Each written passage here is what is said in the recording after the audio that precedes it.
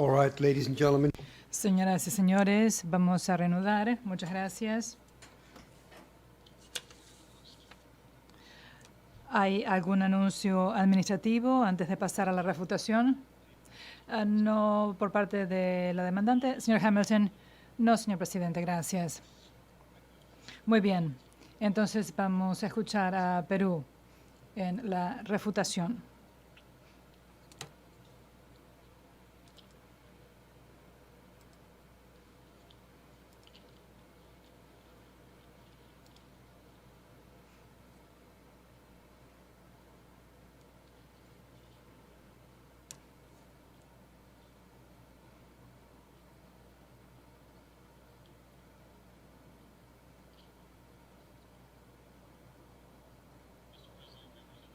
Señor presidente, miembros del tribunal, muchas gracias por su atención.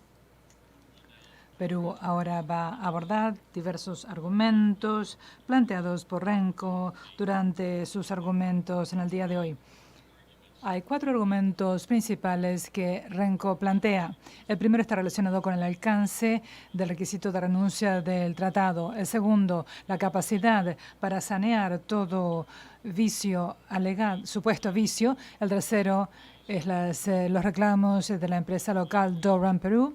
Y por último, las llamadas acciones defensivas como exención supuesta del requisito de renuncia. Mis colegas y yo vamos a abordar cada uno de estos asuntos por turno.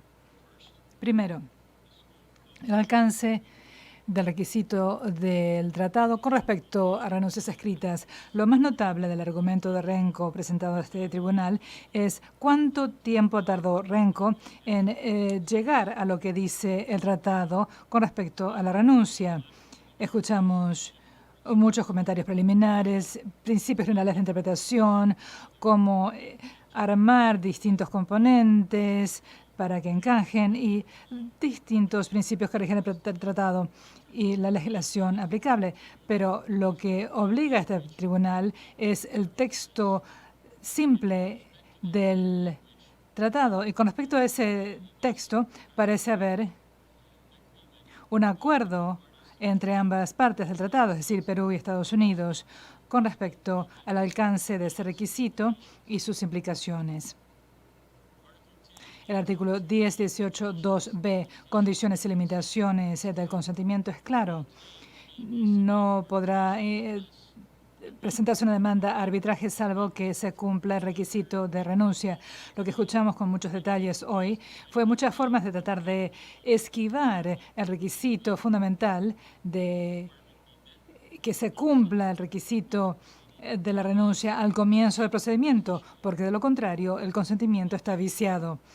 Cabe destacar que hay una sola excepción al requisito de renuncia establecido en el texto del tratado y no fue un punto focal de las deliberaciones de Renko. Es el artículo 10.18.3, condiciones y limitaciones para el consentimiento con respecto a medidas cautelares, de acuerdo con el derecho peruano. Renko, en cambio, trató de inventar excepciones nuevas al requisito de renuncia que le convienen a Renko, aunque no figuran en el texto del tratado. Entre ellas, distintas salidas que quiere darse a pesar de su incumplimiento del requisito de renuncia. Entre otras cosas, afirma que el requisito de renuncia no es tan absoluto como lo dice el texto del tratado, que puede sanearse posteriormente a pesar del texto y el requisito del tratado, y que hay una exención especial para las supuestas acciones defensivas, lo cual es incorrecto y de todas maneras no es aplicable porque los procedimientos locales no son medidas defensivas de la forma en que Renko afirma.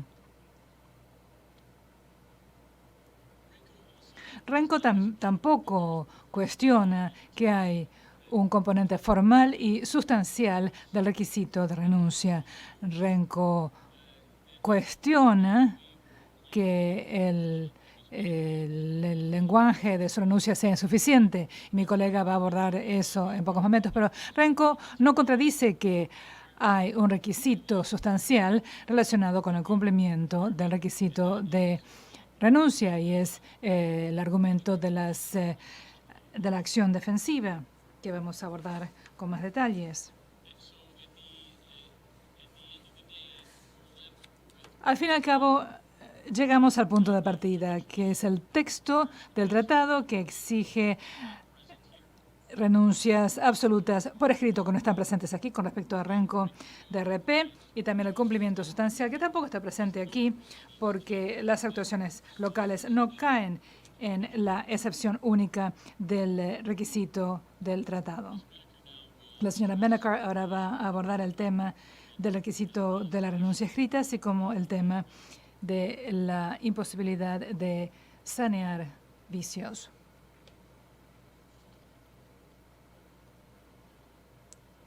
Gracias, señor presidente, miembros del tribunal, buenas tardes. Sobre el requisito de renuncia escrita, y para responder a la pregunta del señor Lando, quería confirmar que la objeción que estamos presentando se refiere a la reserva formulada y la oración del párrafo 19 no tenía intención de plantear una objeción adicional con respecto a la renuncia escrita. Así que esta mañana escuchamos a Renco presentar varios argumentos en contra de nuestra objeción con respecto a la renuncia escrita, sobre la base de que nuestra interpretación está en contra del objeto y el propósito del tratado. Inicialmente, deseamos señalar que el objeto y el propósito no pueden estar en contra del significado corriente del tratado tomado en contexto, sino que se usa como base de la interpretación del tratado, pero no puede usarse para dejar de lado el significado corriente en contexto.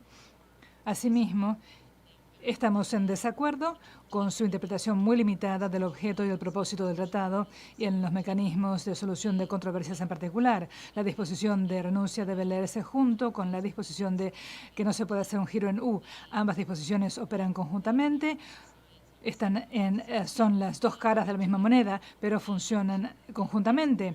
Y es claro que funcionan de manera diferente de una disposición con respecto a cláusula de bifurcación. Y el único propósito que tienen es permitir la recuperación o garantizar que se vea el fondo de un reclamo. Y la estructura del tratado es fomentar el uso de los tribunales locales para que los inversionistas puedan acudir a los tribunales locales y tratar de obtener un resultado favorable que no requiera recurrir entonces a arbitraje internacional, para que no sea necesario internacionalizar la controversia. Claramente eso es diferente de una disposición de bifurcación, y quisiera señalar al tribunal el caso TradeBridge, porque se dijo que el tribunal no había reconocido este supuesto propósito, pero en un párrafo dice que la lógica relacionada con la disposición de renuncia es obvia, y es permitir a los inversionistas resolver la controversia sin perjuicio de la posibilidad de recurrir posteriormente a un tribunal internacional de arbitraje si el inversionista sigue considerando que no se han cumplido las normas del tratado y decide abandonar la acción ante el tribunal del país anfitrión. Y eso coincide con lo que ha venido diciendo Perú. Por último, con respecto al propósito y el objeto, el argumento de Renco de que el texto del tratado debe interpretarse en el contexto de un objeto y un propósito para resolver las controversias, y que eso significa que debe haber una terminación del fondo de una demanda, es incorrecto. Si se lleva a un extremo, eso significaría que cada vez que un tribunal desestima un reclamo por falta de jurisdicción, no habrá ningún medio efectivo para resolver las controversias, y eso claramente no es correcto. Con respecto al argumento de Renco, con respecto a la afirmación de que su reserva es superflua, esta mañana, como observó el tribunal, yo mencioné varios casos hipotéticos como ejemplos generales de casos en que la reserva cabría argumentar que no sería superflua, y Perú tendría derecho a plantear la renuncia como defensa de la institución o del establecimiento de una nueva demanda. Renco no respondió. La objeción o el punto que estábamos señalando no se refería a la interpretación de la palabra reclamaciones en la reserva, sino justamente como señaló el señor Landau, que no en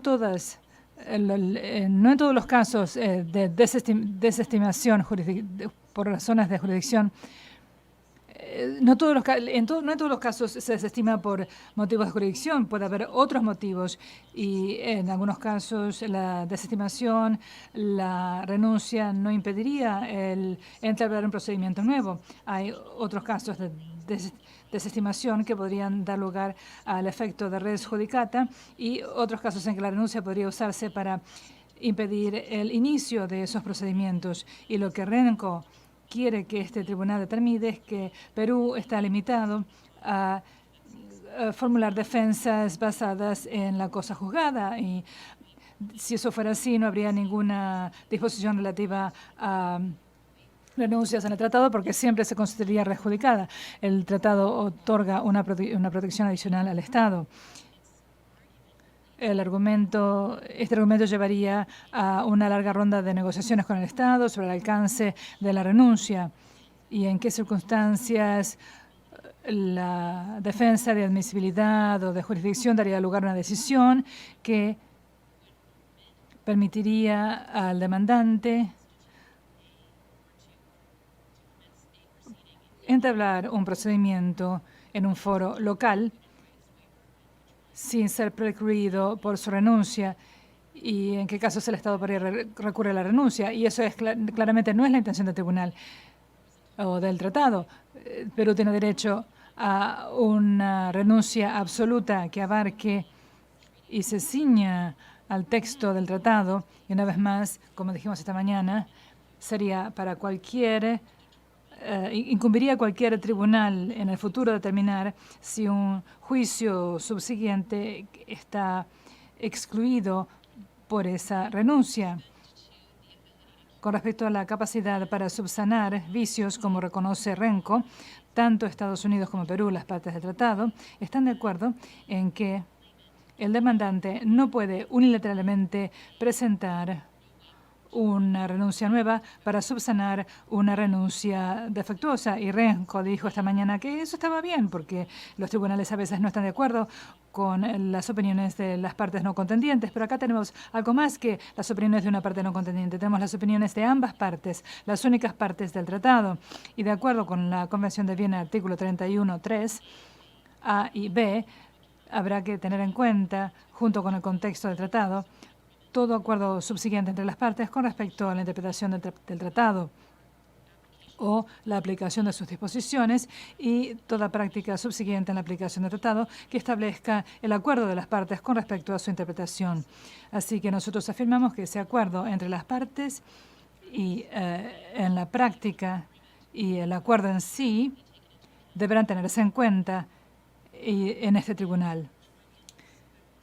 Los tribunales que han abordado estos temas también han expresado su acuerdo, los mencionamos esta mañana, incluido los tribunales de Commerce Group, RDC, Bridge. Y Renco recurre principalmente al caso de Thunderbird. En ese caso se distingue por varias cosas. Primero, no había una renuncia que no se ciñera a las condiciones, sino que era cuestión del momento en que se presentó la renuncia y que no se había presentado junto con el aviso de arbitraje, sino que se presentó con la notificación de la demanda.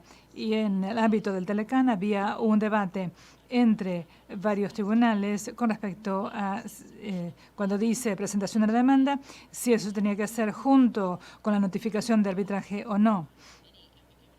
Y si había ambigüedad, eso se eliminó en nuestro tratado, donde dice que la renuncia debe presentarse junto con la notificación de arbitraje.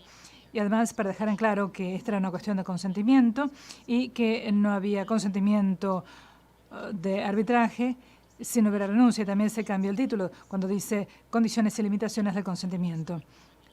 Quisiera remitirlos al caso Methanex, donde había un vicio formal. En ese caso también se debió solamente a que el demandado, en ese caso que era Estados Unidos, decidió aceptar la renuncia que se volvió a presentar. El tribunal dijo que procedería con el caso, pero ante la falta de eso, se reconoció que sin esa decisión de si la decisión se ceñía o no, no hubieran podido aceptar la renuncia que se ceñía a las condiciones. Por último, Renko se equivocó esta mañana al decir que no es necesario establecer jurisdicción a partir de la fecha del aviso de arbitraje. No solo ambos estados partes del tratado están de acuerdo al respecto y toda la jurisprudencia también es clara al respecto.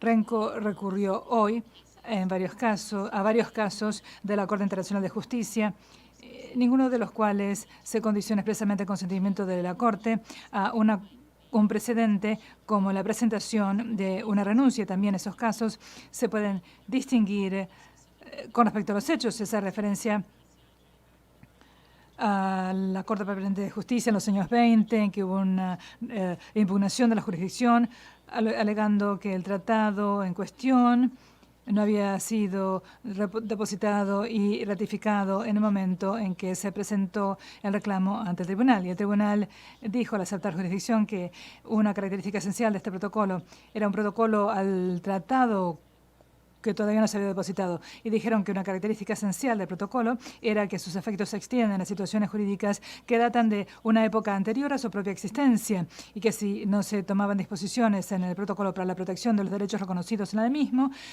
contra violaciones antes de la entrada en vigor de ese instrumento, el protocolo sería ineficaz con respecto al periodo en el cual los derechos en cuestión más necesitaban protección. Otro caso que se señaló esta mañana fue el de Bosnia y Herzegovina. Ahí también el tribunal señaló que las partes en ese caso estaban obligadas por la Convención contra el Genocidio cuando se presentó la solicitud en sí, a pesar de que entre ellas no hayan estado obligadas. Se señaló también el caso de Albemarle. Con esto se da la palabra al colega.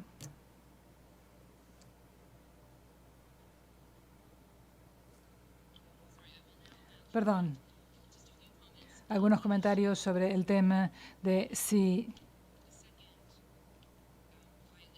la segunda violación que mencionamos, que fue la ausencia de una renuncia por la empresa.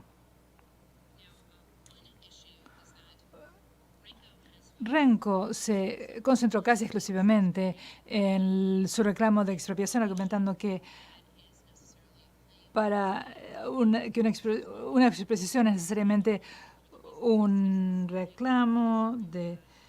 Nosotros no estamos de acuerdo, el tribunal debe tener en cuenta que alegan los mismos hechos y las mismas medidas que dan lugar, además de a un reclamo de expropiación, a reclamos de trato justo y equitativo y trato nacional. Y una vez más, esas son medidas que se toman en contra de la empresa y están reclamando un daño indirecto como consecuencia de esas lesiones sufridas supuestamente por la empresa. Hoy, Renko recurrió en gran medida al caso de Pope and Talbot y dijo que en ese caso el tribunal dijo que estaba bien que el demandante presentara su reclamo de acuerdo con el artículo 16 del tratado por pérdidas sufridas como consecuencia de su interés en la empresa. Y una vez más les pido que se fijen en el artículo del Telecan 1121. Pueden ver aquí una vez más los reclamos de acuerdo con el artículo 17 para los reclamos del demandante y los otros por la empresa. En el 1116 uno ve, dice el inversionista, y donde las pérdidas son sufridas por una persona jurídica, la empresa tiene que renunciar a su derecho. Ese es el texto citado por Pope y Talbot cuando dijo que el demandante podía interponer una demanda por pérdidas y daños por una empresa que controle de acuerdo con el artículo 1116. Así que ese es el texto exacto. Dijeron, Canadá había argumentado que no, que el 1116 es para lesiones directas y el 1117 era para perjuicios indirectos, y si se sufre un daño en una participación en la empresa hay que presentarlo de acuerdo con el artículo 1116. Y el tribunal en el caso de Pope y Talbot dijo que no, que se podía presentar un reclamo de acuerdo con el artículo 1117, de acuerdo con el tratado. Eso es lo que las partes suprimieron. Así que Si se fijan en el Tratado de Libre Comercio entre Perú y Estados Unidos, no hay una indicación o un lenguaje similar que diga que se pueda presentar un reclamo a nombre propio por la pérdida de la participación en una empresa. Eso fue lo que se suprimió para sacar esta ambigüedad, porque las partes en el Telecan habían mantenido consistentemente la distinción entre el 1116 y el 1117, pero era esa cláusula lo que confundía esa distinción. Lo que dijo Renko hoy fue que sacaron ese texto y lo único que significaba eso era que aún así se podía interponer una demanda por pérdidas o daños sufridos por la participación en una empresa, pero no había que presentar una renuncia a nombre de esa empresa. Ese fue el único resultado de ese texto. Y de hecho, llegaron a decir que ese texto se suprimió para ceñirse a la decisión de Pope y Talbot. Eso claramente es incorrecto porque Estados Unidos y Canadá figuran en actas en el laudo de Pope and Talbot y en otros, como que están en desacuerdo con esa interpretación y mantienen la distinción entre los artículos 11, 16 y 11, 17. Así que cuando Estados Unidos celebra tratados posteriores al Telecan y hace una revisión, no es para ceñir el tratado a la decisión de Pope, con la cual no está de acuerdo, sino para eliminar la cláusula que está generando esta ambigüedad, que están usando los tribunales para decir que se puede interponer una demanda por daños indirectos en nombre propio si uno es el dueño de la empresa. Así que eso fue lo que se hizo. Así que ahora, claramente, ha mantenido la distinción entre el perjuicio directo y el perjuicio indirecto. Y lo que Renko, una vez más, quiere que el tribunal determine es que, a pesar de que se trata de aclarar y mantener esta distinción, dicen, bueno, no, en realidad no vamos a mantenerla. Y a diferencia del Telecan, en el que se puede interponer una demanda a nombre propio por los daños sufridos por la empresa y tienen que presentar una renuncia de la empresa, vamos a permitir que lo hagan y no tienen que presentar un reclamo. Y eso no tiene ningún sentido, particularmente en vista de que, como hemos demostrado, las partes estaban ajustando el requisito de la renuncia, estaban restringiendo los procedimientos paralelos o los procedimientos locales adicionales que se podían interponer a pesar de la renuncia, y esos se limitaban a las medidas cautelares para preservar los derechos de las partes mientras se seguía el arbitraje y no para iniciar un procedimiento por daños. Ahora les doy la palabra a la señora Hamilton. Yes.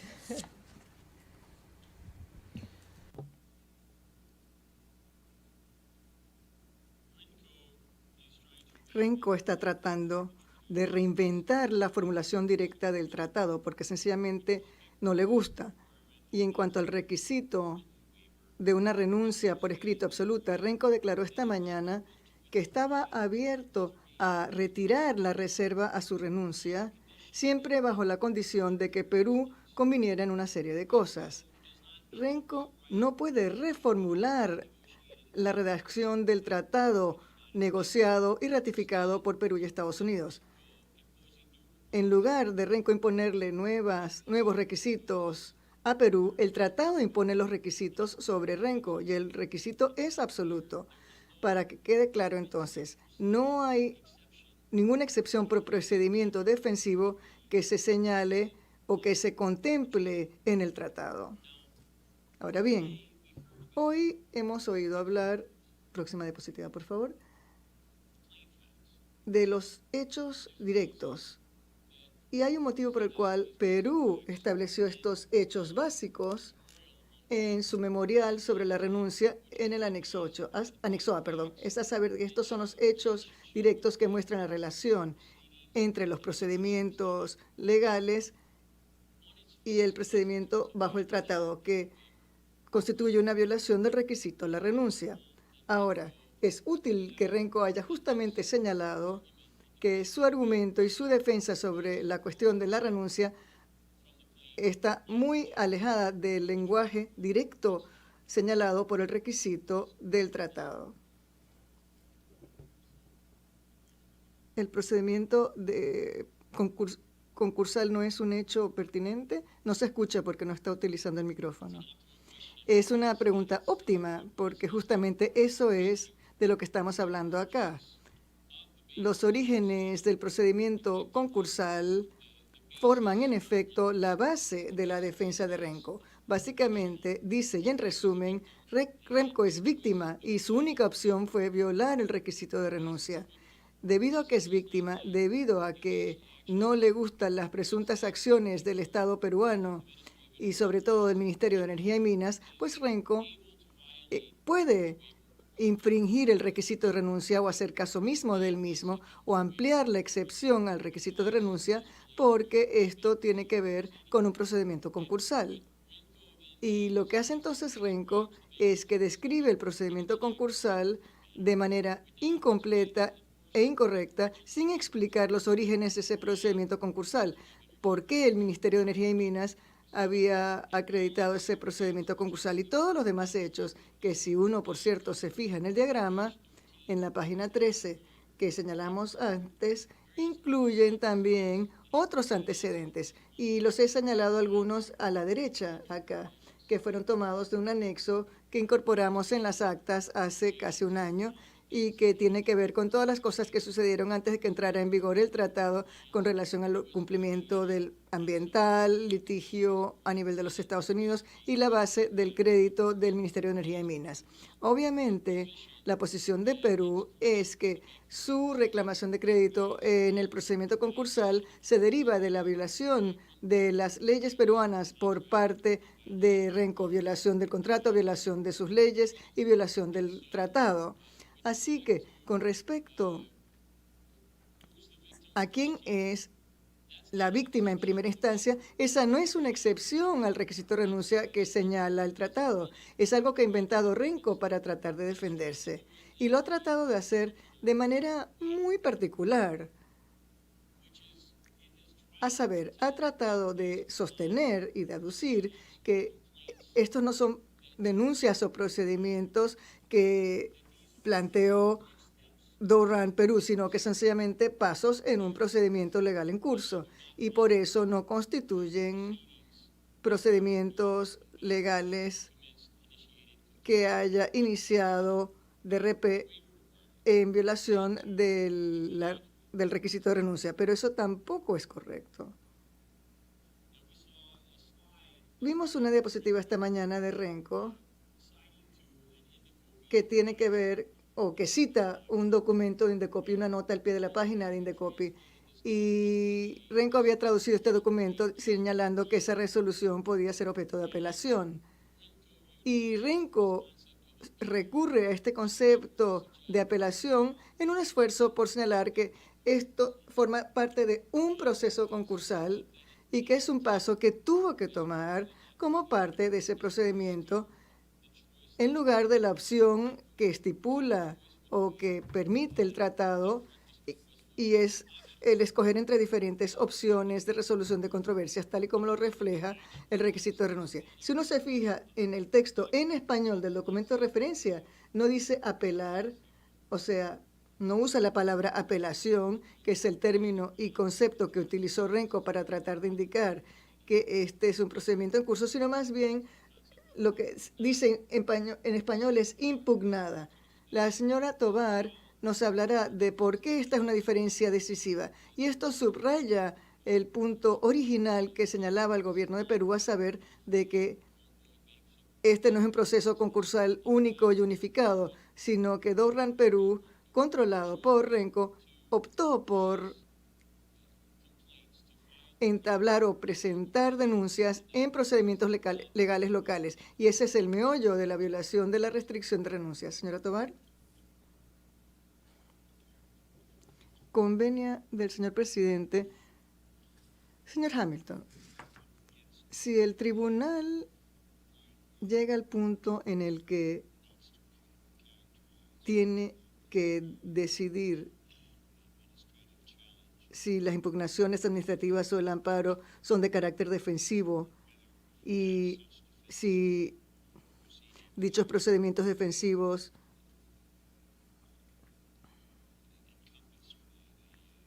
forman parte de la, o sea, son abarcados por la prohibición de la renuncia o la excepción a la renuncia, quiero decir, La posición de ustedes, de Perú, es que tenemos ya suficiente información con relación a la naturaleza de estos procedimientos legales, o sea,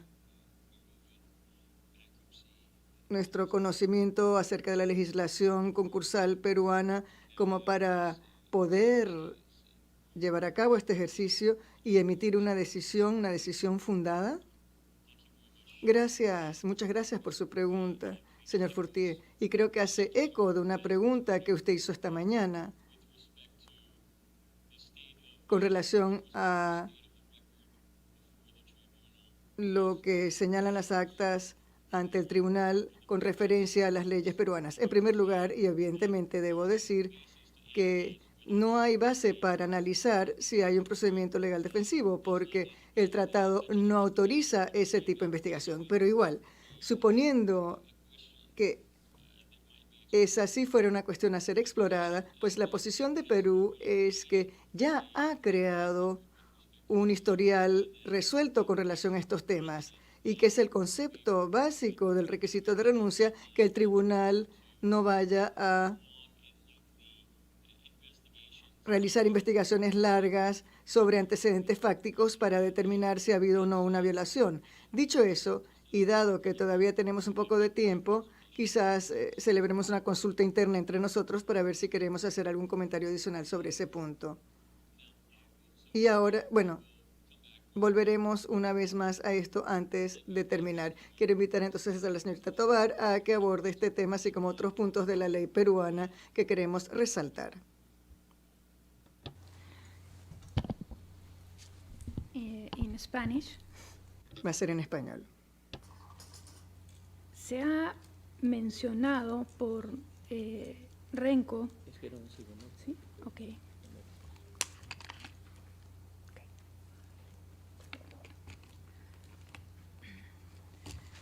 Se ha mencionado por Renko que no inició ni continuó el proceso de insolvencia para señalar que es un proceso defensivo.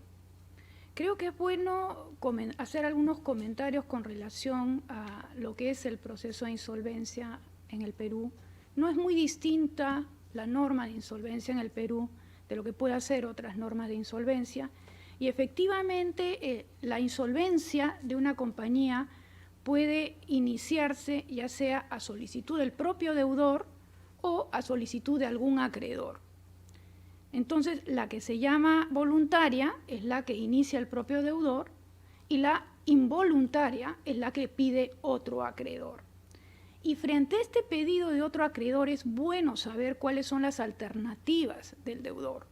Y esas están en el artículo 28.11 de la Ley de Insolvencia, que es un artículo sencillo de entender. Y lo que nos dice es que el deudor, cuando es pedida su insolvencia por un acreedor, tiene 4 posibilidades. Puede pagar, puede ofrecer pagar, puede oponerse a la existencia del crédito o puede allanarse a la solicitud. Renko no nos ha dicho cuál de estas 4 tomó, y la que tomó fue allanarse a la solicitud.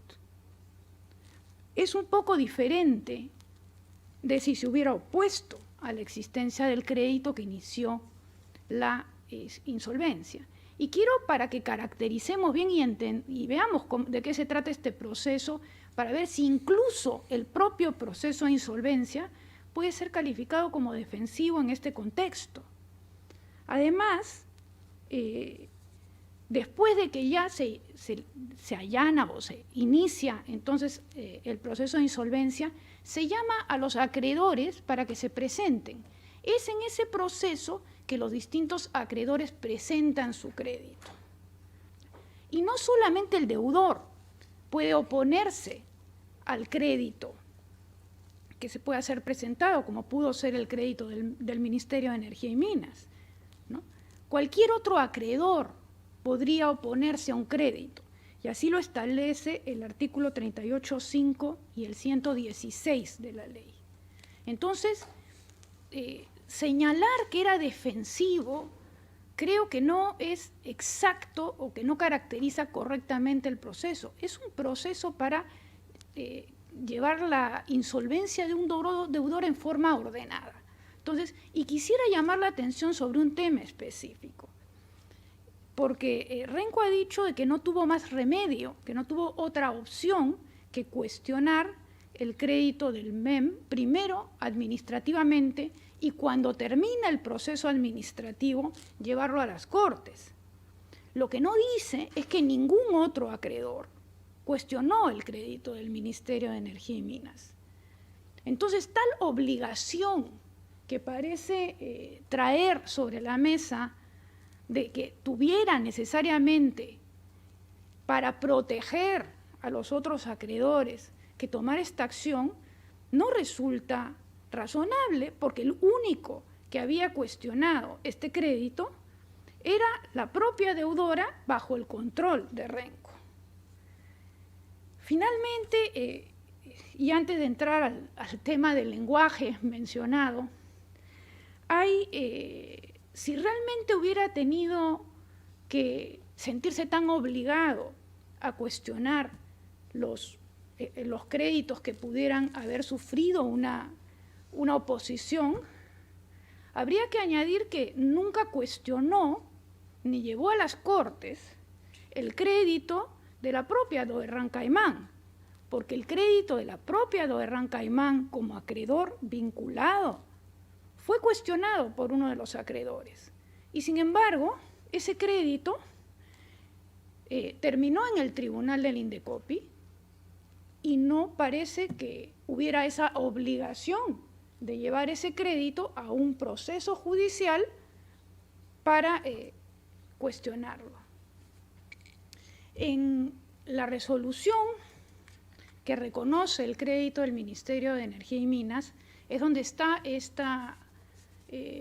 este párrafo que comenté esta mañana, que considero no significa lo que Renco ha planteado, significa simple y llanamente que al ponerse fin al proceso administrativo, se deja constancia de que ha terminado el proceso administrativo y se menciona que puede ser impugnado bajo otras normas que son las del proceso contencioso administrativo. Si hemos querido llamar la atención en este error involuntario que seguramente ha incurrido mi colega al llamarle apelación, cuando en realidad dice impugnación, ¿no?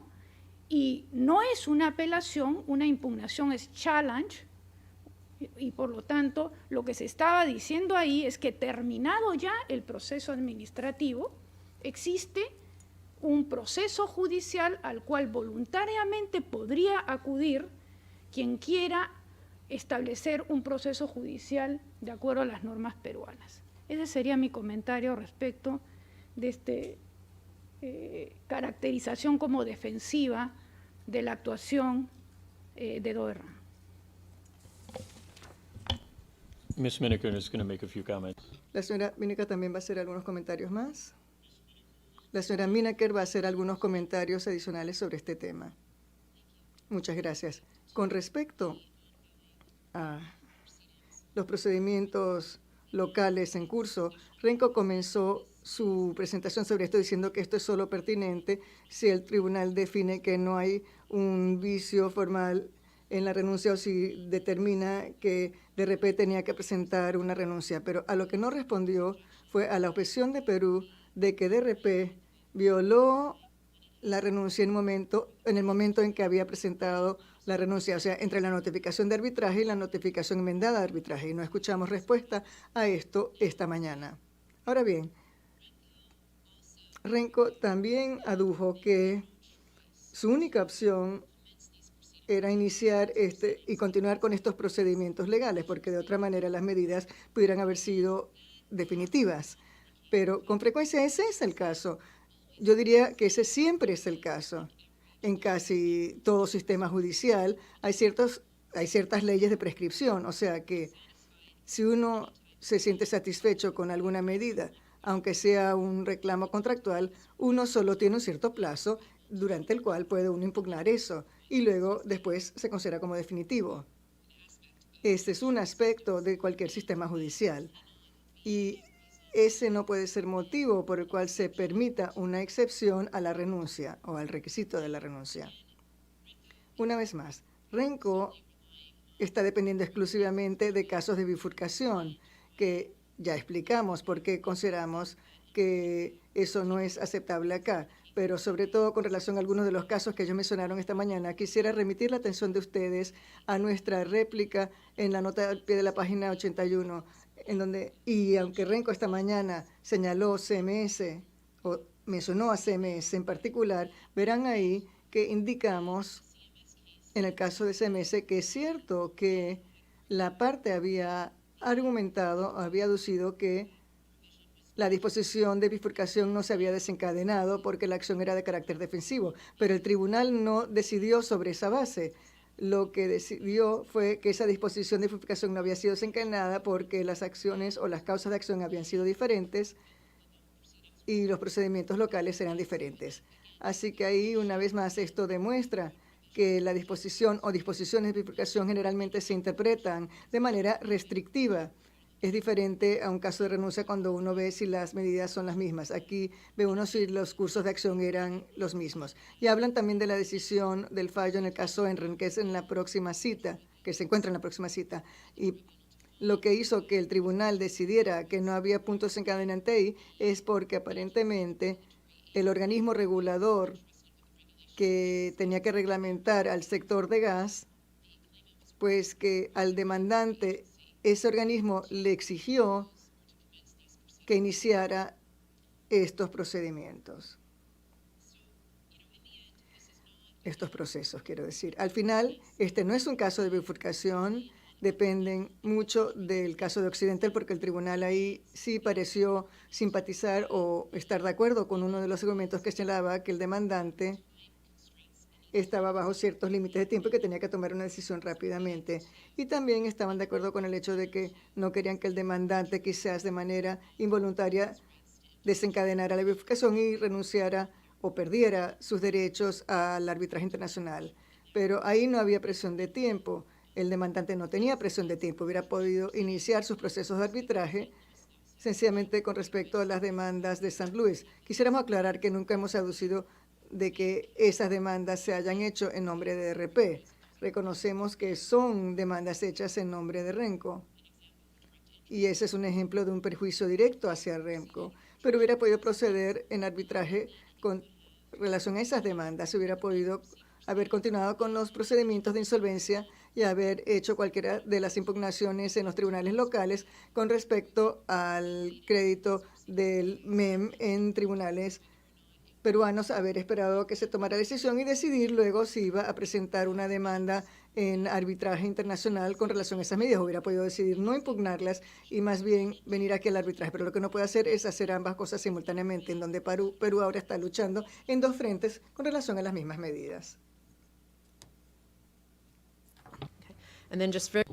Y brevemente en cuanto a las consecuencias de la determinación de una violación. Si el tribunal determina que la renuncia de RENCO es defectuosa y que la consecuencia es que se desestiman todas sus demandas y que DRP ha violado su renuncia porque continúa con estos procedimientos locales, aún bajo su interpretación, como mínimo, todas sus demandas relacionadas con la insolvencia, o sea, con el crédito de MEM, pero sobre todo con la insolvencia en general, se desestimarían. Y quiero remitirlos a ustedes a la segunda presentación de Estados Unidos en el párrafo 10 y en la nota 12, en donde dicen, y Perú está de acuerdo, que esto con relación a debe interpretarse ampliamente y la jurisprudencia lo respalda. Y el motivo por el cual estamos diciendo que todas las demandas, y no solo las relacionadas con la insolvencia, tienen que desestimarse por los motivos que señalamos antes, y es por los mismos motivos de que un tribunal no puede subsanar una renuncia ni tampoco ampliar el alcance de la renuncia, tampoco puede retroactivamente restringir el alcance de la medida. Evidentemente, si el tribunal determina que DRP debería haber presentado una renuncia y que es una violación porque no lo hizo, pues entonces todas las demandas hechas por RENCO en nombre de DRP con respecto a pérdidas o perjuicios deben desestimarse, y no solamente las medidas relacionadas con la insolvencia. Gracias. Conclusión en 1 o 2 minutos. Próxima diapositiva. Está claro que REMCO está utilizando diferentes procedimientos de diferentes maneras, incluidas las maneras que violan el requisito de renuncia para beneficiar a REMCO. Hay un motivo por el cual interpuso el arbitraje de tratado para recurrir al arbitraje del tratado de manera defensiva en el litigio en los Estados Unidos, al mismo tiempo que seguía presentando demandas que no eran parte del procedimiento de insolvencia, pero un procedimiento y un segundo procedimiento independiente, decisiones que DRP bajo el control de REMCO, pues no habían sido tomadas por los demás acreedores, aunque formaban parte del mismo comité de acreedores en el que participó DRC. O sea, está claro lo que está pasando aquí. El lenguaje del requisito de renuncia está claro, la violación está clara y finalmente las consecuencias son claras, como lo señaló la señora Menaker y también como se indica en la última diapositiva, como lo señala claramente Estados Unidos en su presentación de ayer al tribunal. La demanda puede presentarse y el arbitraje solo puede empezar si se presenta una renuncia efectiva y se cumple con esto de manera, o sea, de hecho y de forma. Eso no lo ha hecho REMCO. Gracias. Muchas gracias. ¿Alguno de mis colegas tiene más preguntas? ¿No? Muy bien.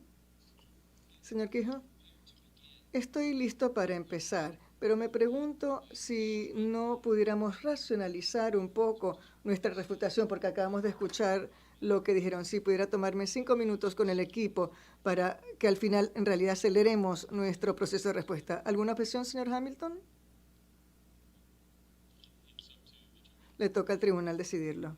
Sí, con mucho gusto podemos darle a ustedes sus 5 minutos. Vamos a tener un breve receso de 5 minutos. Gracias.